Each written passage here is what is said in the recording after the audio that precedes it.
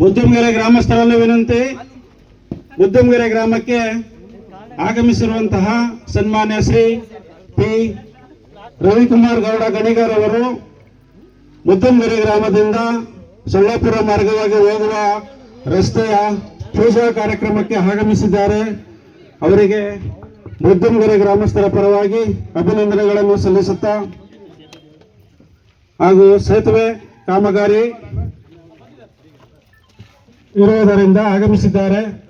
ಈ ಕುರಿತು ಸನ್ಮಾನ್ಯ ಶ್ರೀ ಪಿ ರವಿಕುಮಾರ್ ಗೌಡ ಗಣಿಗರ್ ಅವರು ವಿಧಾನಸಭಾ ಸದಸ್ಯರು ಮಂಡ್ಯ ಇವರುಗಳು ಮಾತನಾಡಬೇಕೆಂದು ಈ ಮೂಲಕ ಕೇಳಿಕೊಳ್ಳುತ್ತಿದ್ದೇವೆ. ಸರ್ ನಮಸ್ಕಾರ, ಚೆನ್ನಾಗಿದ್ದೀರಾ? ಎಲ್ಲ ಆಗ್ತಾ ಇದೆ ಇವತ್ತು. Thank you.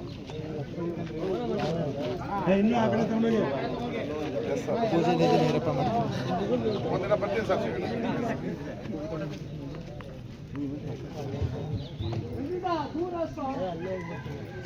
ಮಾಡೋಣ.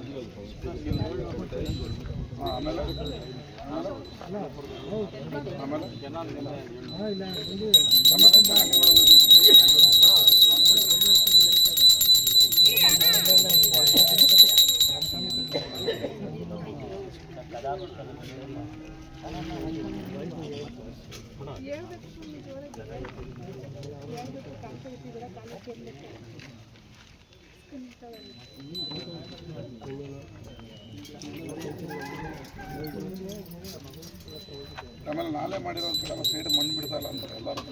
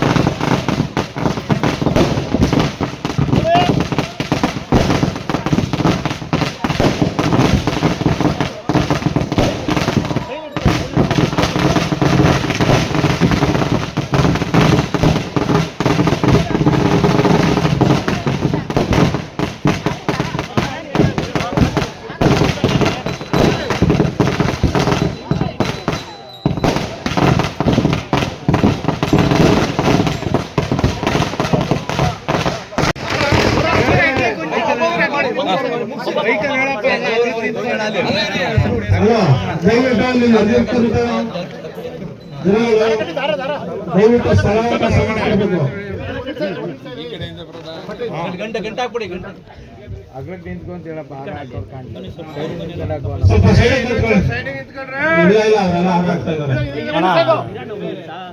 ಕೆಳಗೆ ಬರಲ್ಲ ಅಣ್ಣ, ಕಾಣ್ತಾ ಇಲ್ಲ. ಕೆಳಗೆ ಬರ್ಲಿ ಅಣ್ಣ. ತಿರುಗಿಸಿ ತಿರುಗಿಸಿ ತಿರುಗಿಸಿ ನೀವು ಅಣ್ಣ.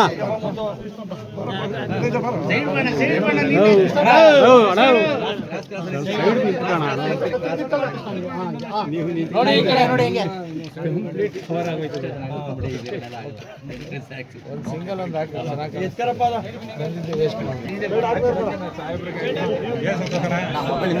ಸೈಡ್ ಬರ್ರ ಓಲಿ ಹಾಕ್ಬಿಟ್ಟು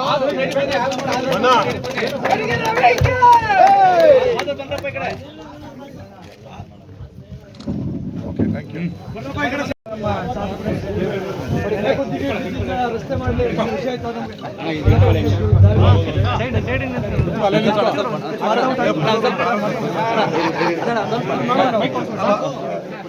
ಹಾಕ್ಬಿಡಿ ಬಿಡಿ ಮೈಕ್ ಕೊಡಿ.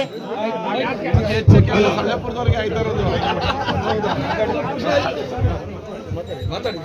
ಹಾಗೂ ನಾಲಾ ಸೇತುವೆಯ ಶಂಕುಸ್ಥಾಪನೆಗೆ ಮಾನ್ಯ ಶಾಸಕರು ಆಗಮಿಸಿದ್ದಾರೆ.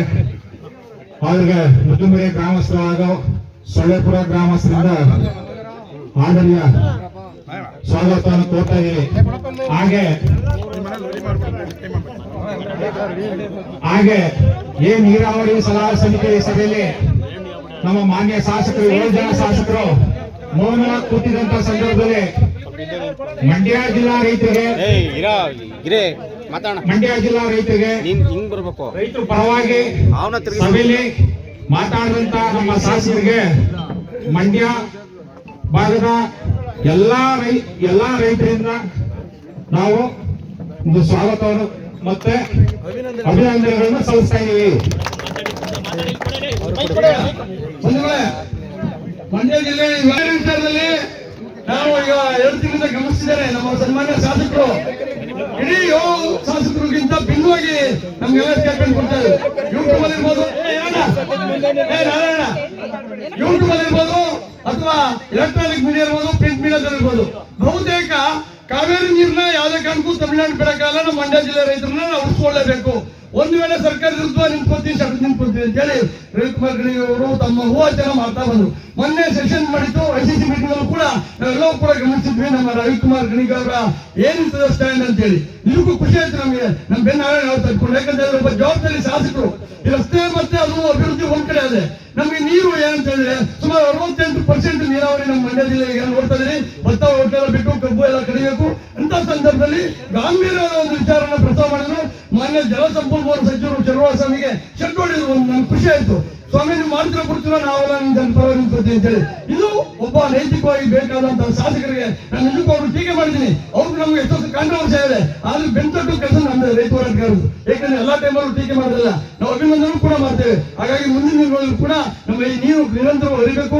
4 ತಿಂಗಳು ಅಂತ ಹೇಳಿದ್ರೆ ಶಾಸಕರು ಒಂದು ಮನಸ್ಸಲ್ಲಿ ಇಟ್ಕೊಂಡಿರ್ಬೇಕು. 4 ತಿಂಗಳು ಅಂತ ಹೇಳಿದ್ರೆ ಕಟ್ ಅಂಡ್ ಆಫ್ ಪದ್ಧತಿಯಲ್ಲಿ ಹೋಗುವಂತ ವಿಚಾರ ತಪ್ಪಾಗ್ತದೆ. ಯಾಕೆಂದ್ರೆ ಮುಂದೆ ಅವೆಲ್ಲ ಈಗೆಲ್ಲ ಒಟ್ಟು ಅಲ್ಲೇ ರೆಡಿ ಆಗಿವೆ. ಈಗ ಮೊನ್ನೆ ನೀರು ಇರ್ತವ್ರೆ ಅಂತ ಹೇಳಿದ್ರು. ನಮ್ಗೆ 2800 ಕ್ಯೂಸೆಕ್ ರೆಗ್ಯುಲರ್ ಆಗಿ ನಮ್ಮ ವಿಷಯದಲ್ಲಿ ಬರಲಿ ಅಂತ ಹೇಳಿ ಈ ಮೂಲಕ ಕೇಳ್ಕೊತಾ ತಮ್ಮ ನಿಲುವು ಯಾವಾಗ ರೈತ ಪರವಾಗಿ ಇಲ್ಲಿ ಅಂತ ನಾವು ಕೇಳ್ಕೊತೀನಿ. ಹಾಗೆ ಈಗ ನಾವು ಪಿಕಪ್ ಎಲ್ಲ ನೋಡಿದ್ರಿ. ಮುದ್ದುಮಗೆರೆ, ಆಲ್ಕೆರೆ, ಕಿಲಾರ್ದು ಎಲ್ಲ ಸಂಬಂಧಪಟ್ಟಂಗೆ ಸುಮಾರು 3000-4000 ಹೆಕ್ಟೇರ್ಗೆ ನೀರು ಉಣಿಸುವಂತ ಕೆಲಸ, ಅದನ್ನ ಲೈನಿಂಗ್ ಆಗಬೇಕು, CC ಕೆಲಸ ಆಗಬೇಕು.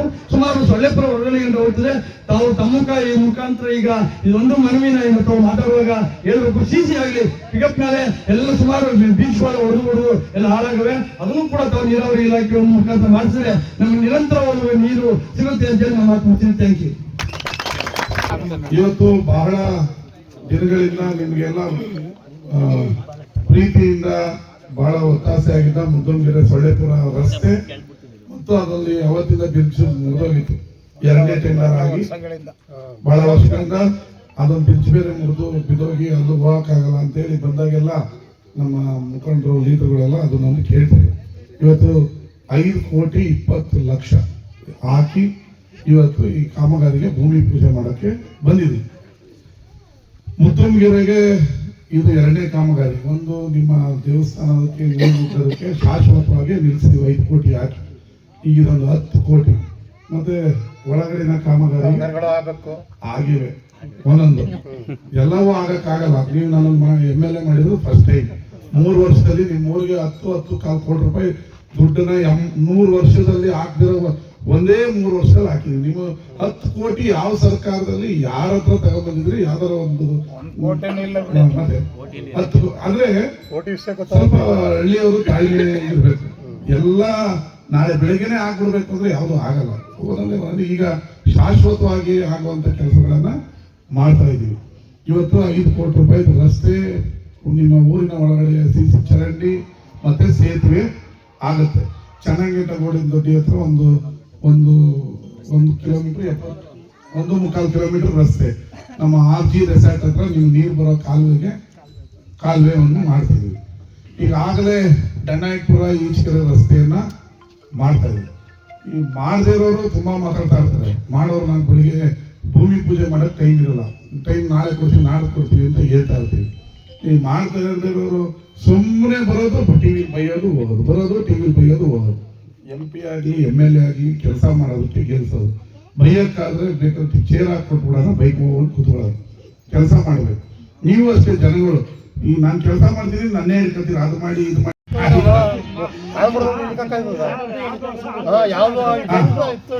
ಆಯ್ತಾ? ಈಗ ಅಣ್ಣ ಈಗ ಇವರೆಲ್ಲ ನಮ್ಮನ್ನ ರೇಗ್ತಾ ಇದ್ರು ಯಾವ ಬೀದಿಲು ಊರಿನ ಒಳಗಡೆ ರಸ್ತೆ ಈಗ 100 ವರ್ಷದಿಂದ ಆಗ್ತಿರೋದು ನಾಳೆ ಬೆಳಗ್ಗೆ ಯಾವತ್ತೂ ಆಗಲ್ಲ. ಹಳ್ಳಿಗಳಿಗೆ ಗ್ರ್ಯಾಂಟ್ ಬಂದಾಗ ಒಂದೊಂದೇ ರಸ್ತೆ ಮಾಡಬೇಕು. ಈಗ ನನ್ನ ಕ್ಷೇತ್ರದಲ್ಲಿ 180 ಹಳ್ಳಿ ಇದೆ.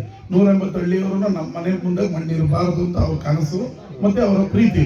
ಹಾಗಂತ ನಾಳೆ ಬೆಳಗ್ಗೆನೆ ಮಾಯಾಮಂತ್ರದಲ್ಲಿ ಯಾವುದೂ ಮಾಡೋದಕ್ಕಾಗಲ್ಲ. ಮಾಯಾಮಂತ್ರದಿಂದ ಮಾಡಾಗಿದ್ರೆ ಇಲ್ಲೇ ನಿಂತು ನೀವು ತಟಾಸ್ಕೊಳ್ಬೋದು. ಇವೆಲ್ಲ ಗ್ರ್ಯಾಂಟ್ ಬರಬೇಕು, ಇವೆಲ್ಲ ರೈತರಿಗೆ ಅನುಕೂಲ ಆಗಂದ್ರೆ. ಈಗ ಒಂದೇ ಸರಿ 5 ಕೋಟಿ ರಸ್ತೆ ಮಾಡಿದ್ವಿ. ಊರ ಒಳಗಡೆದು ಅದು ಬೇರೆ ಡೆಂಡಲ್ಲಿ ಬರೋದು, ಅವಕ್ಕೆ ಸ್ವಲ್ಪ ಬಂದಾಗ ಅವನ್ನ ಎಲ್ಲ ಮಾಡ್ತೀವಿ. ಮತ್ತೊಂದು ನಿಮಗೆ ಅಂದ್ರೆ ನೀವೆಲ್ಲ ಈ ಮಣ್ ರೋಡ್ ಇದೆಯಲ್ಲ, ನಿಮ್ಮ ಆರೋಗ್ಯ ಚೆನ್ನಾಗಿರುತ್ತೆ, ನಿಮ್ಗೆ ಗೊತ್ತಿಲ್ಲ. ನೀವು ಕಸ ಕುಡಿಸ್ಬೇಕಾಗುತ್ತೋ ಇಲ್ಲ ಧೂಳು ಬರುತ್ತೋ. ನೀವು ಸಿಮೆಂಟ್ ರೋಡ್ ಮಾಡಿಸ್ಕೊತೀರಾ, ಒಂದು ನಿಮ್ ಬೋರ್ವಲ್ಲು ನೀರು ಸಿಗಲ್ಲ, ಇನ್ನೊಂದು ನಿಮ್ ಮಂಡಿ ಚಿಪ್ ಎಲ್ಲ ಸಾವ್ದೋಗ್ತದೆ. ನಿಮ್ಗೆ ಅದು ಗೊತ್ತಿಲ್ಲ. ನೀರನ್ನ ಯಾವುದು ಅಬ್ಸರ್ವ್ ಮಾಡುತ್ತೆ ಅಂದ್ರೆ ನೀರನ್ನು ಯಾವ್ದು ಟಾರ್ ರಸ್ತೆ ಮಣ್ಣು ರಸ್ತೆ ಎಳೆಯುತ್ತೆ. ಈ ಸಿಮೆಂಟ್ ರಸ್ತೆ ನಿಮ್ಗೆ ಖುಷಿ, ಆದ್ರೆ ಮುಂದಿನ 10 ವರ್ಷದಲ್ಲಿ ನೀವೆಲ್ಲ ಮಂಡಿ ನೋವಿಂದ ನರಳುತ್ತೀರಿ. ಎರಡನೇದು ನಿಮ್ಮ ಬೋರ್ವಲ್ಲು ಯಾವುದು ರೀಚಾರ್ಜ್ ಆಗಲ್ಲ. ಇದು ಎಚ್ಚರಿಕೆ ಇಟ್ಕೊಳ್ಳಿ. ನೆಕ್ಸ್ಟ್ ನಿಮ್ಗೆ ನೀರು ಕೊಡ್ಬೇಕಾದ್ರೆ ನಾವೇನ್ ಮಾಡ್ಬೇಕು ಗೊತ್ತಾ, 2 ಕಿಲೋಮೀಟರ್ ಎಲ್ಲರೂ ಹೊಲದೊಳಗಡೆ ಕೊರೆದು ಅಲ್ಲಿಂದ ಪೈಪ್ ಲೈನ್ ಹಾಕ್ಬೇಕು. ಇದೇ ಆಗೋದು. ಇವಾಗ ಆಲ್ರೆಡಿ ಎಲ್ಲೆಲ್ಲಿ ಸಿಮೆಂಟ್ ರಸ್ತೆ ಮಾಡಿದ್ದೀನಿ ಆಯ್ತಿರ್ಲಿ, ಎಲ್ಲೆಲ್ಲಿ ಸಿಮೆಂಟ್ ರಸ್ತೆ ಮಾಡಿದ್ದೀನಿ ಅಲ್ಲೆಲ್ಲೂ ಬೋರ್ವಲ್ಲು 1000 ಅಡಿಗಿಂತ ಕಡಿಮೆ ನೀರು ಸಿಗ್ತಾ ಇಲ್ಲ. ಇದನ್ನ ತಲೆಯಲ್ಲಿ ಇಟ್ಕೊಳ್ಳಿ. ಆದ್ರೂ ನೀವು ಒಪ್ಕೊಳ್ಳಲ್ಲ, ಆ ರಸ್ತೆ ಮಾಡ್ತೀವಿ. ಇದನ್ನ ಮೊದಲು ಹೇಳ್ಬೇಕಲ್ಲ ನಿಮಗೆ ಗಮನಕ್ಕೆ. ಆದ್ರೆ ಇವ್ನು ಹೇಳ್ಕೊತಾನೆ ಬಿಡು, ನಾವು ಇರೋವರೆಗೂ ನಮ್ಗೆ ಒಳ್ಳೆ ಸಿಮೆಂಟ್ ರಸ್ತೆ ಇರಲಿ ಅಂತ. ಆಯ್ತು ಅಣ್ಣ, ಒಂದ್ ನಿಮಿಷ ಅಣ್ಣ, ಎಲ್ಲವೂ ನಾಳೆ ಬೆಳಗ್ಗೆ ಆಗಲ್ಲ ಅಂತ ಹೇಳ್ಬಿಟ್ಟಲ್ಲ. ಮಾತಾಡ್ಲಾ, ನೀವೇ ಮಾತಾಡ್ತೀವಿ. ನಿಮ್ಗೆ ಮೈಕ್ ಕೊಟ್ಟ ನಿಮ್ಗೆ ಎಲ್ಲ